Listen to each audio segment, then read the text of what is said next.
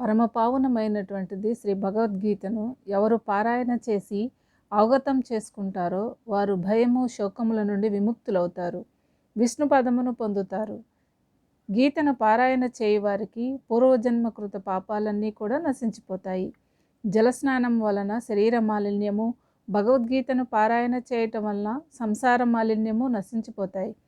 సాక్షాత్తు శ్రీకృష్ణ పరమాత్మ చెప్పిన భగవద్గీత గంగోదకముతో సమానము. ఒక్కసారైనా గీతను పారాయణ చేసినా పునర్జన్మం ఉండదు. ఉపనిషత్తులన్నీ గోవులు, పాలు పితుకువాడు శ్రీకృష్ణ పరమాత్మ.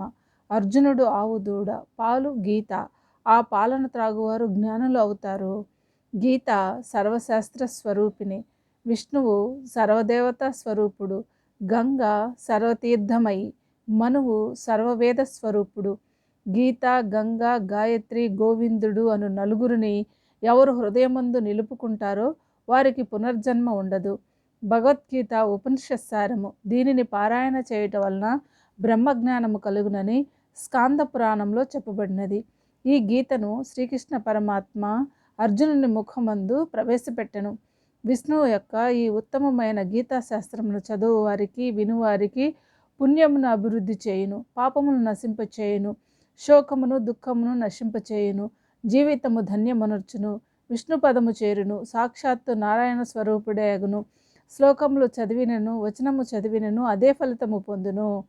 గీతలోని ఒక్కో శ్లోకము కానీ, అర్ధశ్లోకము కానీ, ఒక్క పాదము కానీ, పాదములో సగము కానీ నిరంతరము ఎవరు పఠించుచు మనస్సులో నిలుపుకుంటారో వారు తప్పక మోక్షమును పొందుతారు.